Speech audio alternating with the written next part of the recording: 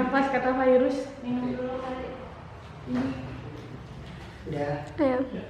Assalamualaikum warahmatullahi wabarakatuh. Saya Danu dari program studi pendidikan luar sekolah Fakultas Keguruan dan Ilmu Pendidikan Universitas Jember. Bersama kami di podcast Warga PLN.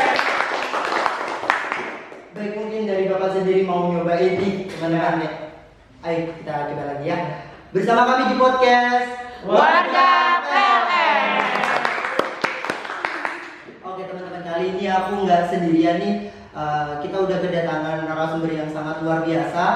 Beliau adalah Kaprodi Pendidikan Luar Sekolah Universitas Jember. Ada yang tahu nggak nih siapa? Bapak Lutfi. Ya, benar, exactly. Bapak Lutfi Adrianto. Tepuk tangannya dong teman-teman. Baik, terima kasih banyak ya Bapak ya sudah meluangkan waktunya untuk bergabung bersama kami di podcast Warga PLS ini. Dalam kondisi yang seperti ini Bapak ya, dan di tengah kesibukan, betul bukan ya. Oke, untuk sekarang ini saya akan membahas mengenai dunia PLS. Kalau udah dengar soal dunia, kita pastinya meluas ya Bapak ya. Sebelum kita memasuki di inti pembahasan nih, mau sedikit kepo, apa sih kesibukan Bapak pada akhir-akhir ini gitu. Ya, terima kasih Mas Danu. Ya. Jadi akhir-akhir ini memang selama ini kita masih dalam suasana kuliah daring ya teman-teman. Jadi kegiatan perkuliahan dilaksanakan secara online. Namun kegiatan kita ya di program studi pendidikan luar sekolah Fakultas Keguruan dan Pendidikan sedang mau punya gawe besar. Dalam artian yaitu pada Juni besok ya, tepatnya tanggal 7 2022 kita sudah habis masa akreditasi. Maka tim task force yang dibentuk ya salah satunya dari teman-teman dosen itu menyusun yang namanya borang. Jadi borang itu adalah semacam instrumen penilaian dari penjaminan mutu eksternal yang kebetulan saat ini dilimpahkan dari BAN PT menuju ke LAM. LAM itu adalah lembaga advokasi mandiri. Jadi kesibukan akhir-akhir ini yaitu kita setiap hari meskipun di sela-sela perkuliahan secara daring dan juga tepatnya pada Senin kemarin juga Universitas Jember sudah membuka kuliah luring. Namun di situ setiap hari dosen selalu menyelesaikan penulisan atau tagihan-tagihan yang ada di borang untuk pengajuan akreditasi di tahun 2022 besok. Oke, jadi akhir-akhir ini lagi sibuk-sibuknya pengurus akreditasi Bapak Ya, betul sekali. Oke, dengar-dengar nih Bapak, Bapak kemarin waktu saya chat itu lagi di Lombok ya Bapak. Itu apa ya? Ya. Kalau boleh tahu nih sedikit kepo. Sebenarnya itu lebih ke arah urusan pribadi sih sebenarnya. Saya ada sedikit dulu kan Pak Lutfi sebelum di Jember gitu ya pernah ngajar di Unram gitu ya. Nah di situ memang sebelumnya ya masih tenaga honorer saja gitu ya. Ya di situ ada salah satu teman dosen di Unram yang lagi punya gawe. Nah kebetulan juga di situ ada momen juga gitu ya, momen untuk apa namanya sirkuit itu ya balap di GP di Mandalika, sehingga kebetulan setelah ada acara gawe itu dapat fasilitas juga dari teman yang mengundang kita ke sana untuk menyaksikan itu. Namun karena suatu hal ya, karena cuaca dan juga saya masih punya tanggungan di sini yaitu mau menjadi koordinator ya, di program studi, teman-teman lagi menyusun borang akreditasi ya tidak mungkin saya tinggal gitu ya. Nanti kesannya kan tidak baik. Saya apa namanya senang-senang di tempat sana, sedangkan teman-teman dosen yang ada di sini sedang lembur borang ya, lembur penyusunan akreditasi itu yang saya sampaikan ya tentunya kurang elok. Jadi saya harus segera balik juga dan tanpa apa istilahnya live melihat GP yang saat itu sebenarnya pas waktunya gitu. Oke. Ya. Jadi kesempatan ya. Iya, sebenarnya tapi tidak saya pakai itu. Ini boleh langsung ke pertanyaan teman-teman. Oke, silakan. Ini ada kita sudah mempersiapkan nih pertanyaan dari teman-teman HMP. Ya, ini kan adalah program kerja pertama kali, podcast pertama kali Bapak ya. Ya. Nah, jadi teman-teman ada yang nyumbangin gitu Bapak pertanyaan-pertanyaan mereka. Ya. Ada juga di luar kampus. Ya. Di luar kampus itu juga ada melalui Q&A di Instagram. Ya. Iya. Instagram kita adalah HMP PLS official. Jangan lupa follow ya teman-teman ya. Oke. Langsung aja ke pertanyaan pertama dari teman-teman HMP Bapak ya. Ya. Untuk yang pertama nih, mungkin Bapak bisa memberikan selayang pandang tentang prodi PLS terkait dengan apa itu prodi PLS, konsentrasinya maupun prospek kerja dari lulusan PLS. Baik.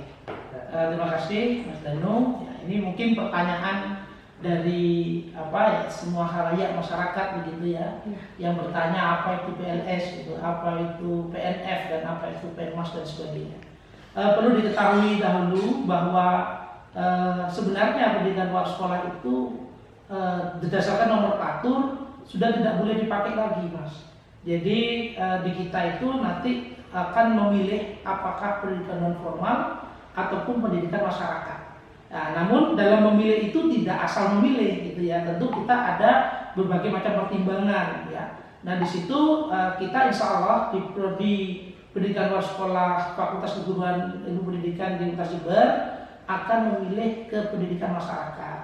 Dan tentunya setelah selesai hajat akreditasi baru nomenklatur itu akan berubah menjadi pendidikan masyarakat. Kalau pendidikan masyarakat mungkin lebih familiar Mas daripada pendidikan luar sekolah. Jadi kadang masyarakat itu masih melihat bahwa kok ada ya jurusan pendidikan luar sekolah gitu ya.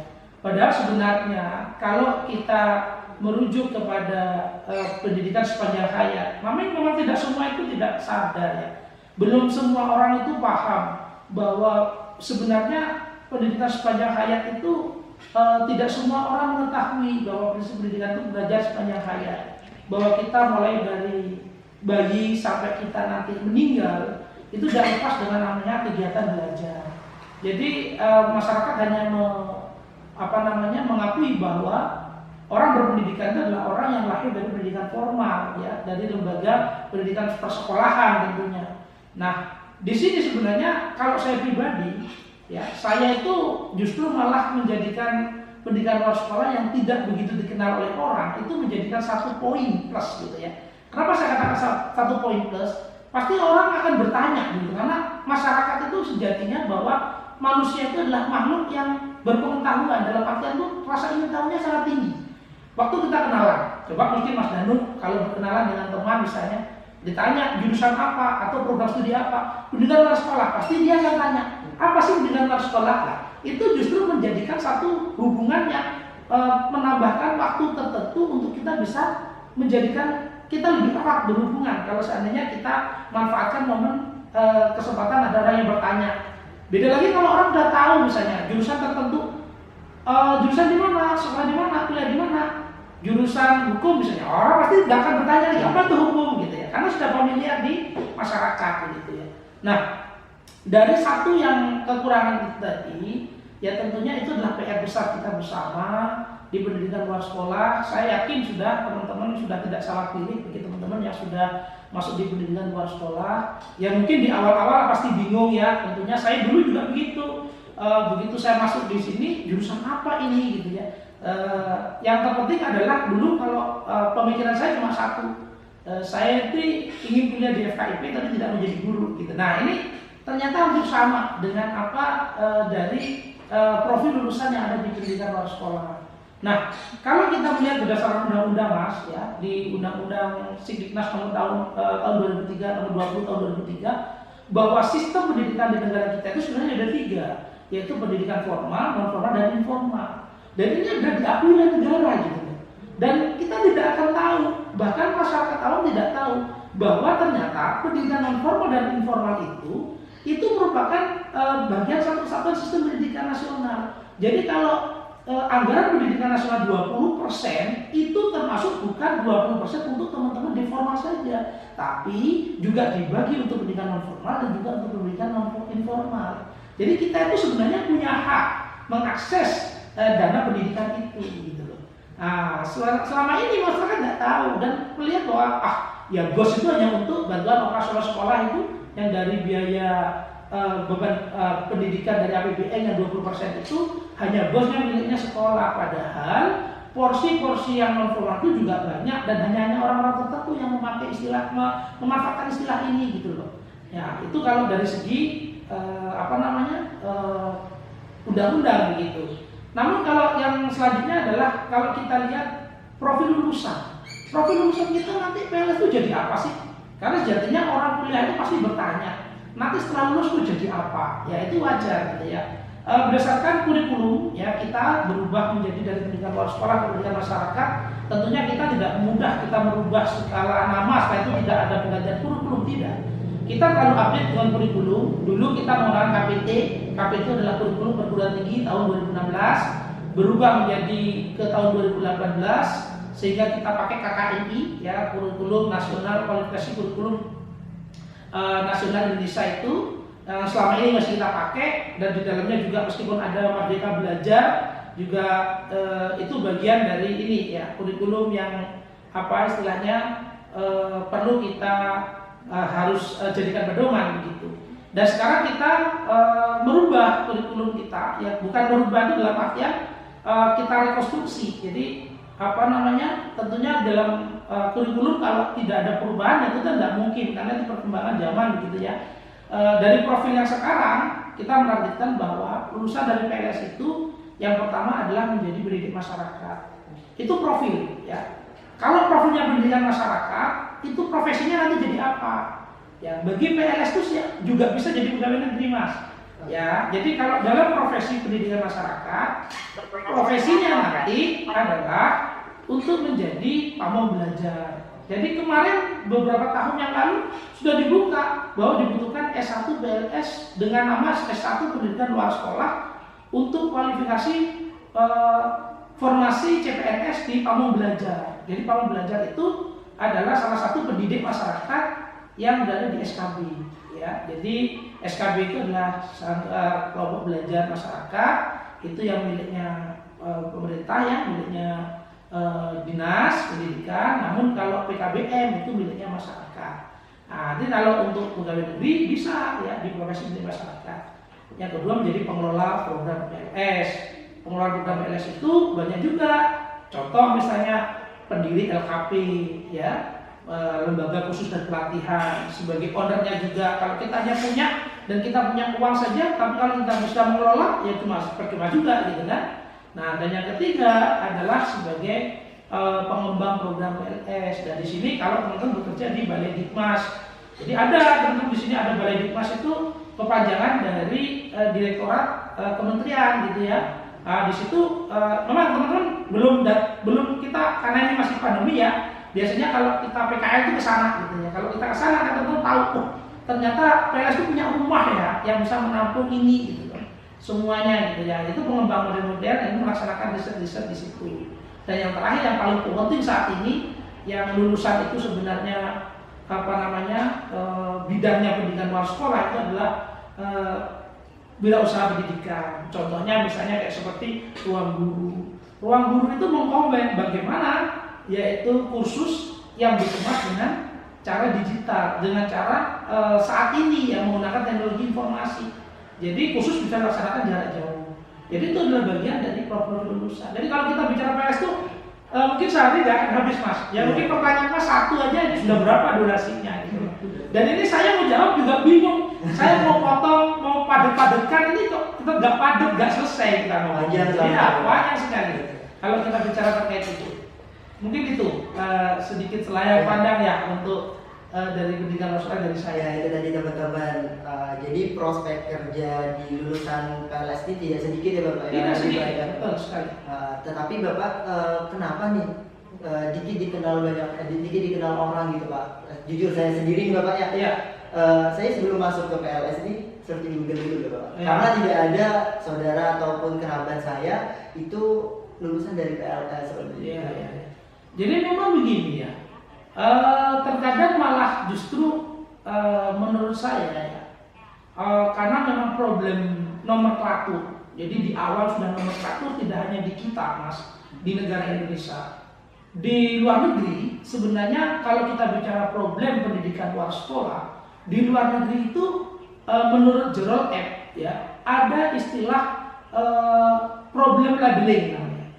Kalau di kita dengan istilah pendidikan luar sekolah itu orang pasti asing gitu kita bicara terkait itu. Loh, kok ada ya pendidikan di luar sekolah? Ya kan? Pendidikan ya sekolah gitu loh. Nah ini aneh gitu. Nah ini yang membuat orang mungkin tidak begitu menggubris dan tidak begitu mengenal mendalami terkait dengan budaya sekolah. Jadi memang ini jadi jargon ya bagi kalau yang ingin tahu lebih dalam tentang sekolah ya masuk saja di pendidikan sekolah gitu ya. Nah mungkin kita akan memberikan suatu selebaran pada orang dan sebagainya. Orang pasti tidak akan ini gitu loh. Karena mereka masih menganggap bahwa pendidikan luar sekolah itu bukan bagian dari dan istilahnya bukan dari bagian dari pendidikan ya pendidikan yang mereka kenal hanya pendidikan dari lulusan sekolah gitu saja. Dan kalau di Amerika itu problem continuing education itu salah satunya problem labeling. Di sana itu juga problem nama itu juga terjadi di sana gitu ya. Namun setelah mereka masuk, oh ternyata PLS itu seperti ini gitu loh. Nah akhirnya di situ langkahnya gitu. Nah justru malah nilai plus bagi kami menurut saya ya dari teman-teman banyak orang yang nggak begitu tahu atau banyak orang yang tidak begitu menggubris itu. Nah itu juga justru peluang buat kita asal tahu saja teman-teman di sini cukup bangga kemarin saya melihat dalam penyusunan akreditasi karena kuota kita sedikit ya dengan 60 itu kita itu memiliki porsi penjaringan mahasiswa yang luar biasa. Kita istilahnya itu cukup tinggi dalam penyaringan mahasiswa. Itu kalau dari hasil yang dari UNED berikan kepada kita untuk penyusunan data akreditasi. Ya kita agak kaget loh. Ternyata tinggi juga peminat dari PLS, entah dari berbagai jalur masuk ini ya, mulai dari bidik misi, PMDK, SBMPTBR, SBMPTN, itu ternyata dengan kuota kita sekian, nah itu dengan jumlah pendaftar itu penjaringan kita lebih tinggi daripada jurusan yang lain. Tapi kalau kita kan dari enggak kok, kita justru malah siswa kita lebih sedikit sebenarnya. Nah, itulah fenomena gitu. Tapi kalau dari rank kita jaringan kita tinggi gitu loh. Tapi yang memang sudah di kuota kita maksimal 90 ya tidak ada masalah. Justru 90 itu sudah besar kalau menurut saya gitu ya. Dibanding dengan rasio dosen kita ya, dosen kita juga masih ada 10 orang gitu ya. Jadi 1 banding sekitar hampir 35 sekarang itu untuk satu dosen, 30 mahasiswa itu kalau dalam ilmu sosial humaniora masih taraf wajar. Kalau yang maksimal itu udah 1 banding 45 ya. Kalau ilmu eksakta 1 banding 20. Kalau kita masih sisa 1 banding 35. Jadi masih rasio itu kita masih dapat nilai ini lah bagus gitu ya. Itu. Ya sesuai pengalaman saya juga nih Bapak. Ya, ada orang juga yang beranggapan kalau PLS nih nanti prospek kerjanya lulusannya ini di SLB Bapak. Iya betul. Gitu. Betul. Memang beda tipis pendidikan luar sekolah dengan pendidikan luar biasa. Ada kata-kata luarnya. Namun bedanya sedikit gitu ya. Memang beda Mas ya. Jadi PLB itu memang masuk dalam sekolah formal yang menangani anak berkebutuhan khusus. Sedangkan kita ya ingat bahwa tugas kita itu adalah sebagai suplemen, komplement dan substitusi atau replacement gitu ya dari pendidikan formal. Nah ini kita sebagai pengganti, sebagai penambah, sebagai pelengkap ya. Kalau kita lebih rincikan lagi sebagai penambah ya, apapun yang dalam situasi saat waktunya sekolah formal yang di saat itu perlu ada penambahan jam pelajaran, perlu penambahan mata pelajaran. Sedangkan waktu di sekolah itu sudah cukup, tidak bisa ditambah lagi karena pulang jam 2 misalnya, ada tambahan karena mungkin mata pelajaran A kurang sehingga dia harus kursus di luar. Nah ini peran kita di luar sekolah sebagai penambah. Contohnya seperti teman-teman yang ambil ada dari kursus primagama, dari teman-teman kursus bahasa Inggris, bahasa yang lain dan sebagainya, ini masuk dalam sebagai penambah. Nah, kalau sebagai pelengkap bagaimana? Nah, kalau pelengkap tentunya ekstrakurikuler, ya kan, pramuka. Nah, dalam sekolah formal mungkin dipelajari ya diajarkan apa itu pramuka dan sebagainya. Namun prakteknya kan di luar sekolah. Nah itu sebagai pelengkap di luar sekolah. Nah yang terakhir itu sebagai pengganti. Ya itu pengganti itu adalah ini sudah di luar sistem sekolah, yakni bagi yang tidak memiliki kesempatan karena faktor ekonomi misalnya, karena faktor apapun tidak bisa melanjutkan ke sekolah formal SD, maka kita ada paket A. Tidak bisa melanjutkan ke jenjang SMP, kita ada paket B. Tidak bisa melanjutkan ke jenjang SMA, kita ada paket C. Jadi itulah sebagai pengganti dari pendidikan formal. Ya, jadi begitu. Ya. Jadi kalau kita bicara PNS itu luar biasa, nggak akan pernah habis. Ya. Oke, selanjutnya Bapak ya. Ya. Apa nih pengalaman paling unik yang pernah Bapak alami selama menjadi dosen di PLS? Oh, ya banyak sekali ya tentunya. Yang paling unik nih Ya, yang paling unik ya. Kalau paling unik sih sebenarnya apa ya? Kalau ditanya yang paling unik sekali itu mungkin ini ya saat kami ditanya oleh mahasiswa bagi yang apa ya, yang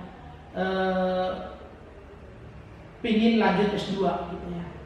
Dan kebetulan ada satu mahasiswa bimbingan Pak Lutfi yang saat itu memang anaknya pintar, dalam artian pintar itu tidak hanya dari segi akademik saja ya, tapi dari non akademik juga gitu ya.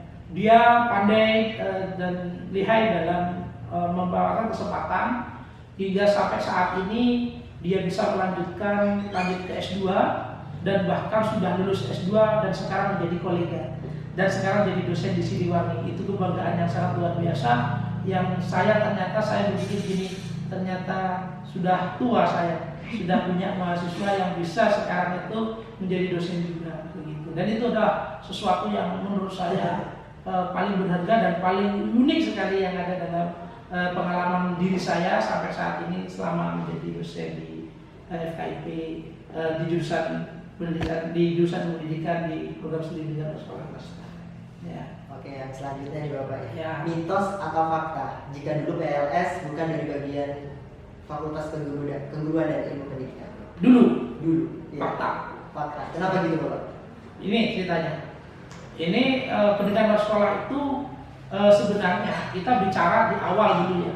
Di sini tuh sejarahnya, saya bicara sejarah karena ini awal ya. Dan kebetulan sekarang susun akreditasi gitu ya. Dulu di sini tuh namanya Fakultas Ilmu Pendidikan saja. Jadi Fakultas Ilmu Pendidikan, belum ada keguruan. Dan di sini dulu itu jurusan terlama itu adalah salah satunya adalah PLS. Ya. Nah, satu tempat itu ya, PLS dulu ada BK, bimbingan konseling, ada teknologi pendidikan, dan juga ada pendidikan luar sekolah. Dua temannya ini sudah lebur. Ya, dalam artian kemarin waktu kita cross check tidak ditutup, namun sudah tidak menerima mahasiswa lagi karena dosennya nggak ada. Yang masih eksis sampai saat ini hanya PLS. Dulu PLS sempat terisukan mau ditutup dengan rentang apa? Banyak rentang penerimaan dosen dari dosen lama dengan dosen yang baru itu sangat jauh. Ya, karena memang minim sekali SDM. Nah, akhirnya dirubah menjadi Fakultas Keguruan dan Pendidikan, ditambah dengan teman-teman dari jurusan yang lain yang fokusnya ke pendidikan yang keguruan formal, sehingga kita jadi satu di sini menjadi Fakultas Keguruan dan Pendidikan. Jadi kalau bagian dari FKIP dulu bukan, jadi kalau saat ini ya gitu ya. Yeah. Coba kalau bisa dilihat, mungkin teman-teman bisa studi banding dengan yang lain di jurusan UM, di UNESA dan sebagainya itu masuknya adalah Fakultas Ilmu Pendidikan, ya kan?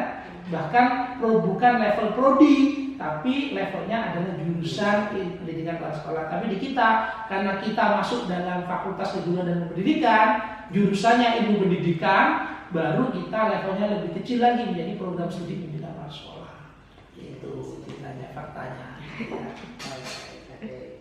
Yang selanjutnya lagi, bagaimana tanggapan Bapak mengenai menjamurnya fenomena joki tugas dan joki skripsi? Kalau bicara itu, insya Allah kalau saya melihat di PLS itu masih kita bisa filter ya. Jadi kalau untuk masalah khususnya yang joki skripsi ya, kita dalam filterisasi untuk joki skripsi tentunya teman-teman dosen sudah cukup mahir lah ya, dalam artian sudah tahu lah bagaimana strategi-strategi apakah anak yang bersangkutan ini benar-benar membuat skripsi beneran atau justru malah pakai joki gitu ya, ada strateginya memang. Terus kalau untuk tugas, nah ini yang masih saat ini kurang bisa terkontrol gitu ya. Kontrolnya mungkin ya karena tugas itu, apalagi tugas yang berbasis tulis gitu ya. Nah ini terkadang apalagi saat daring kayak begini, kita tidak tahu untuk apakah ini bisa benar-benar dipakai betul hasil tugas itu dari joki atau dia sendiri gitu ya. Tapi berdasarkan IKU 7 di Merdeka Belajar, sekarang harus dirubah bahwa mata kuliah akan diakui ya menjadi salah satu IKU 7, itu adalah indeks kinerja utama ke-7, yaitu perangkat pembelajaran yang menggunakan case method atau menggunakan problem based learning atau PJBL. Nah di situ akan terlihat mas, mahasiswa dengan pendekatan case method misalnya, yaitu studi kasus, maka akan terlihat ya dia bagaimana, apakah dia benar-benar menguasai tugas dari apa yang diberikan atau justru dia hanya menjoki, itu terlihat juga gitu. Jadi filter tetap ada dan tetap kita pakai untuk masalah ini. Jadi itu sudah lama sih terjadi kegiatan-kegiatan ilegal semacam itu yang dilakukan oleh teman-teman mahasiswa, karena kita tahu mahasiswa akan semakin lama semakin pinter ya, itu menggunakan segala cara ya. Tentunya kita juga akan filterisasi tetap kita jaga, termasuk juga uji cek plagiarisme ya, uji Turnitin pakai Turnitin, pakai cek plagiarisme checker dan sebagainya. Itu adalah bagian upaya untuk mengatasi itu, dan itu bagian dari peningkatan kualitas kita dari penjaminan mutu internal yang ada di program studi pendidikan luar sekolah itu. Jadi udah ketat banget Bapak ya. Ya, sebenarnya kita ada sistem sendiri yang sudah menjamin itu gitu ya. Selanjutnya Bapak ya, ini kayaknya menyinggung soal akreditasi Bapak. Ya. Oke. Apa saja nih Pak aspek pendukung yang harus dipersiapkan menjelang akreditasi prodi? Wah, kalau bicara akreditasi banyak sekali. Iya. Ya, jadi apalagi dengan instrumen yang terbaru sekarang, yaitu lembaga akreditasi mandiri. Sebenarnya saya ingin, boleh tidak? Kalau saya ada waktu tidak saya cerita sedikit terkait akreditasi ya. Jadi akreditasi kita itu sebenarnya sudah A, teman-teman. Jadi kita itu akreditasi A itu adalah akreditasi yang tertinggi sudah. Yaitu adalah kepercayaan eksternal. Jadi di dalam perguruan tinggi itu ada dua sistem penjaminan mutu. Sistem penjaminan mutu internal yang dilakukan oleh Badan Penjaminan Mutu Universitas, dan yang kedua adalah sistem penjaminan mutu eksternal yang dilakukan oleh BANPT. Ya, kalau dulu BANPT, Badan Akreditasi Nasional. Nah, dulu di tahun 2017 kita habis dan kita mengajukan akreditasi, reakreditasi melalui BANPT, dan ternyata ada beberapa komponen ya yang dinilai ya. Yang pertama adalah terkait dengan masalah visi misi. Jadi tujuan program studi itu harus jelas ya, visinya apa, harus inline dengan visi fakultas, harus inline dengan fungsi universitas ya, tujuannya apa. Yang kedua adalah kurikulum, bagaimana kurikulum yang diterapkan di sini, apakah update ya dengan kurikulum, apakah kurikulum tetap lama dan sebagainya. Yang ketiga adalah bagian yang dilihat lagi SDM-nya, dosennya ini berkualitas apa enggak ya, itu juga dilihat. Yang keempat ini juga berkaitan dengan sarana prasarananya ya. Yang kelima itu dengan masalah tridharma ya, penelitian, pengabdian, dan sistem pembelajarannya ada di sini. Semuanya itu dinilai gitu kalau dari BANPT. Nah, dulu ada aturan terbaru bahwa kita akan direakreditasi 25 tahun gitu ya. Jadi kita lagi santai nih, dalam artian apa ya, kita menganggap bahwa pernyataan Pak Menteri awal dulu, Pak Nadiem Makarim, bahwa program studi itu jangan disibukkan dengan akreditasi. Namun karena itu tidak jadi ya aturan itu, dan kita juga ada badai pandemi ya. Jadi teman ada yang tahu visi program studi kita? Ya, itu ada visinya ya. Di situ visi itu sebenarnya ini ya perlu adanya suatu pembaruan. Visi itu adalah sesuatu yang harus kita tuju. Termasuk teman-teman harus punya visi dalam hidup. Apa visi teman-teman? Nah, kalau bicara visi program studi, sebenarnya kita tuh sudah menyampaikan bahwa pada tahun 2025 ya kita akan menjadi program studi yang unggul lah. Kita sudah bilang unggul loh ya di tahun 2025. Sekarang masih 2022. Jadi besok itu untuk syarat ke unggul ada beberapa syarat ya. Ya salah satunya adalah akreditasi ini gitu. Jadi kita harus mewujudkan di tahun 2025 ya mudah-mudahan sampai 2025 lah ya.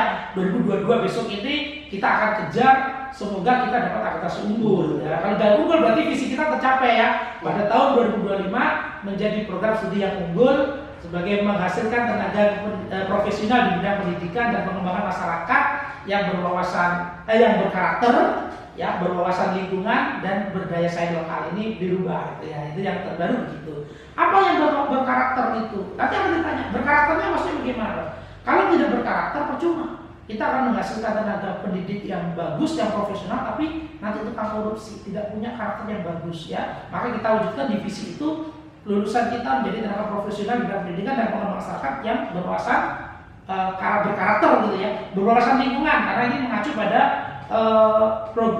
visi dari universitas bahwa punya visi berbasis memiliki wawasan lingkungan ya. Dan yang terakhir adalah berdaya saing global. Saya berharap pada teman-teman mahasiswa baru khususnya ya Mas Danu dan kawan-kawan untuk yang di sini sebagai motor penggerak, marilah kita tunjukkan bahwa PLS itu silakan teman-teman melalui program kreativitas mahasiswa, lomba-lomba apapun.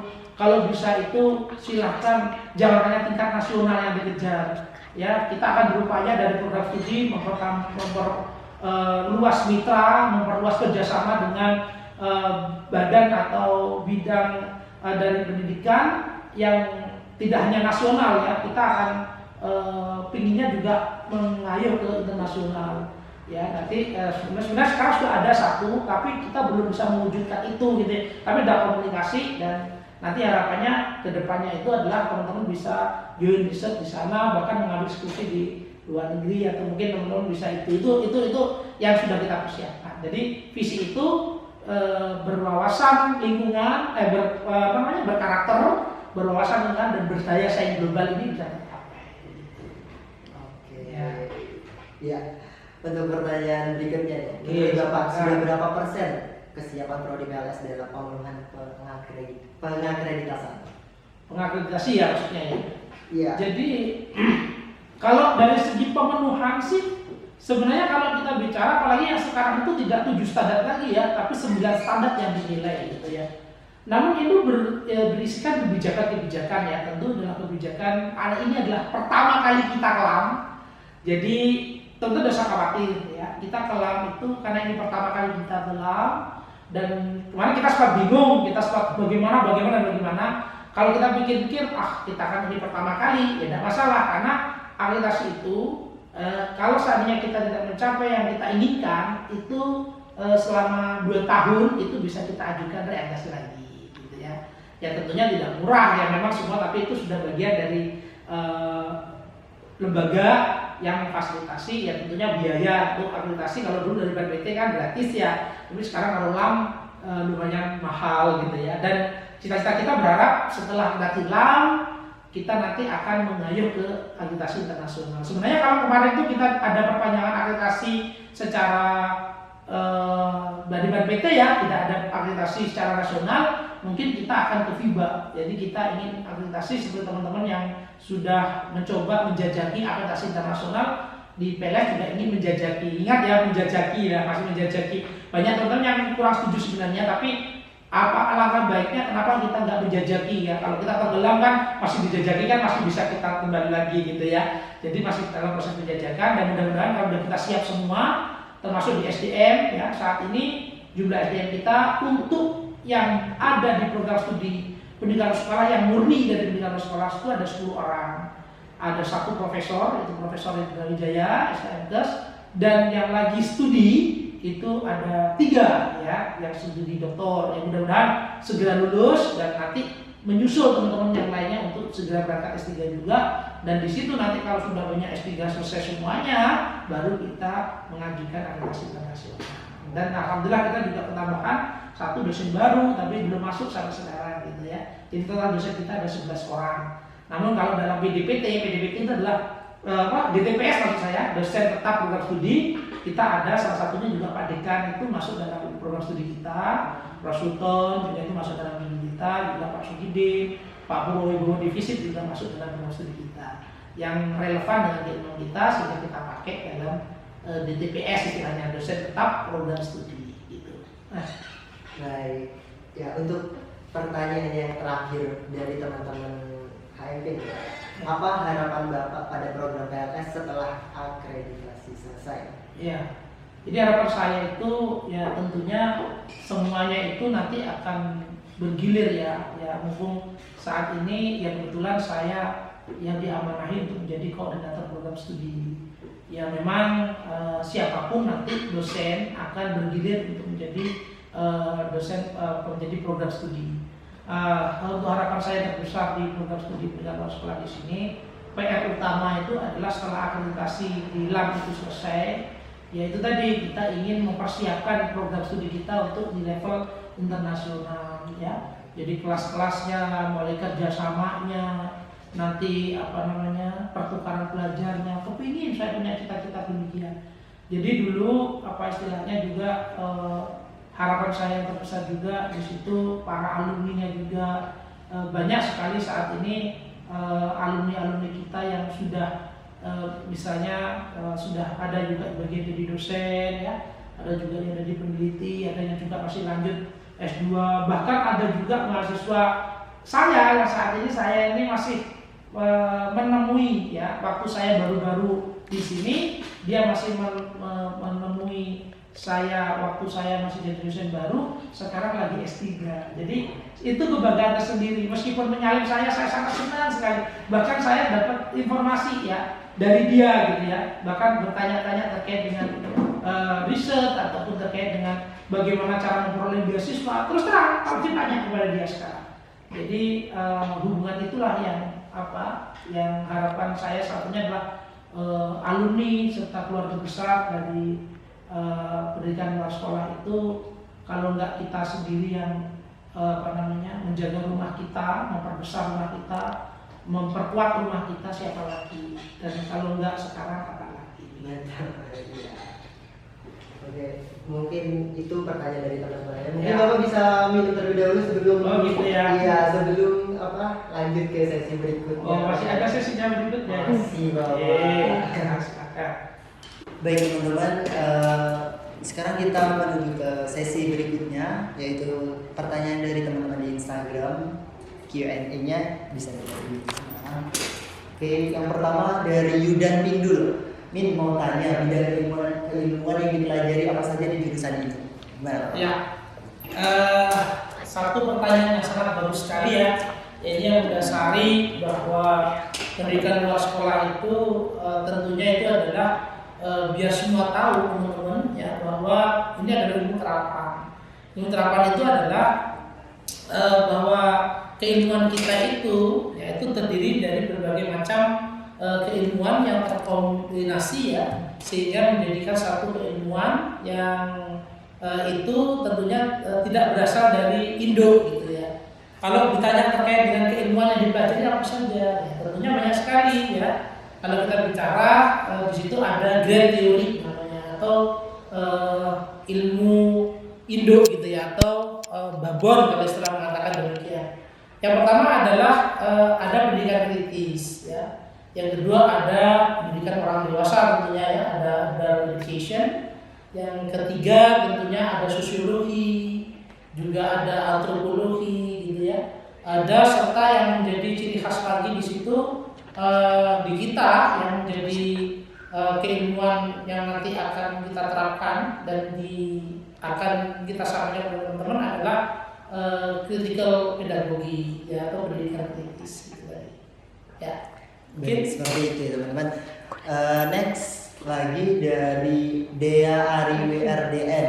Ya. Saya pernah baca artikel tentang prodi PLS di Indonesia lebih baik dihapus. Apa tanggapan Bapak mengenai itu? Wah. Ya. Memang prodi PLS itu tidak akan bisa dihapus sampai kapanpun gitu ya. Karena apa? Kita di sini mungkin hanya ada beberapa teman-teman yang mungkin tidak tahu sejatinya PLS itu apa. sebenarnya pendidikan sepanjang hayat yang menjadi prinsip pendidikan itu, jika semua orang paham bahwa sejak lahir hingga kita nanti meninggal sampai kita nanti berhenti berhirup udara gitu ya, itu tidak lepas dengan yang namanya belajar gitu ya. Nah, kalau seandainya coba kita bisa bayangkan, kalau tidak adanya PLS, hanya bergantung kepada pendidikan formal saja, bagaimana? Apakah bisa optimal? Dan perlu diketahui juga ya, dari sejarah hancurnya Hiroshima dan Nagasaki itu yang lebih berperan banyak di situ adalah pendidikan formalnya, bukan pendidikan formalnya. Jadi yang ditanya ya di situ yang menjadikan Jepang itu bangkit ya, itu adalah kolaborasi antara pendidikan formal, pendidikan non formal yang ada di sana juga, ya tentunya juga pendidikan informal. Jadi sampai kapanpun tidak akan mungkin, karena kita kenal dalam undang-undang pun sudah dijamin bahwa sistem pendidikan di negara kita itu melalui 3 jalur, yaitu jalur pendidikan formal, jalur pendidikan non formal, dan juga jalur pendidikan informal. Saya kira jelas sudah itu pertanyaan yang jawaban yang sudah saya sampaikan terkait dengan perlu dihapus atau tidak. Iya. Oke, berikutnya lagi ada dari Muhammad Mulisin 6. Pak, apakah yang sedang bimbingan skripsi bisa bimbingan via online terus pada saat bimbingan? Ya, kalau sekedar bimbingan, kalau saya pribadi sih tidak ada masalah ya. Sejatinya kan online atau bimbingan secara online ataupun offline ya, apalagi di masa pandemi saat ini ya, tidak boleh kita membatasi misalnya berhenti ya, tidak ada pembimbingan sama sekali saat pandemi ya. Nah, maka kita harus update ya, dalam artian dengan adanya teknologi mempermudah kita untuk bertatap muka meskipun bertatap maya ya, itu yang urgensinya sebenarnya tatap maya dengan tatap muka itu sama ya. Namun ada beberapa keterbatasan kalau secara online. Ya tentunya kalau ditanya apakah boleh atau terus bimbingan pada saat online kayak gini, apakah bisa terus? Ya bisa saja, tidak ada masalah. Tapi untuk sekali-kali waktu, untuk penegasan misalnya, atau untuk lebih maknanya gitu ya, untuk ini kita sekali-kali ya tidak hanya selamanya online ya, tapi nanti juga ada sesi-sesi nanti offline. Jadi nanti saat ujian itu pembimbing sudah bisa mengcover semua bahwa ini sudah siap dibimbing, sudah siap diuji maksud saya. Jadi pembimbingan yang sudah optimal dan sudah siap untuk diujikan. Jadi itu ada sesi nanti secara offline juga. Oke. Baik, berikutnya dari Muhammad Afif Turakiki. Izin bertanya, prodi PLS apakah punya desa binaan ya? Terima kasih. Iya. Sebenarnya kita punya desa binaan ya. Kita lab set itu sebenarnya lab kita itu ada lab dalam kampus ya. Yang saat ini teman-teman tempat ini adalah bagian dari lab dalam kampus. Namun yang kedua adalah lab site. Lab site itu adalah lab di luar kampus. Yaitu salah satunya adalah desa binaan. Nah, dari sejak dulu memang binaan kita itu sebenarnya di daerah kampus ini sebenarnya tidak jauh ya, yaitu di daerah virologi gitu ya. Nah, di situ ada di desa virologi itu dulu adalah warga binaan kita, karena di sana juga banyak warga belajar yang belum tuntas saranya, dan program-program yang pernah dilaksanakan saat Prodi Buyati dulu itu memfokuskan banyak melaksanakan program-program keaksaraan fungsional yang bersama dengan Dikna dan sebagainya, itu melaksanakan program-program yang ada di desa sana gitu ya. Dari situ banyak praktek mahasiswa. Untuk saat ini juga desa mineralogi saya kembangkan juga. Desa binaan kita adalah di daerah Sabrang, yaitu di daerah Ambulu Selatan gitu ya, yang dekat Pantai Selatan gitu ya, dekat Batu Ulo. Nah, ini berbagai macam program yang mulai dari penelitian dan pengabdian sudah ada ke sana, dan nanti tinggal mungkin ke depan ya, mungkin program-program mahasiswa nanti mungkin kita bisa arahkan ke sana. Itu bagian dari juga desa binaan yang ada di kita gitu ya. Itu ya terkait dengan. Berarti jawabannya kita punya Bapak. Punya. Salah satunya di daerah Virologi dan Sabrang. Ya. Namun karena pandemi ya tentunya masih belum bisa optimal untuk program-programnya. Oke, selanjutnya ada dari Mustamaji sebenarnya kita sudah pasti PENMAS atau PLS, soalnya kalau ditanya keluarga bingung sama Ya. nih, semua pasti gitu. Betul. Jadi kita itu sebenarnya kalau secara legalitas Eskartor sudah menyetujui pendidikan masyarakat. Namun sampai saat ini nama kita kenapa tidak segera berubah ke pendidikan luar sekolah? Sebenarnya saat Bu Yati dan ini sudah melaksanakan berbagai macam tahapan. Dan saya kira teman-teman juga sudah bisa lihat ya, tidak hanya di kita ya, hanya UPI saja yang sudah goal menjadi pendidikan masyarakat.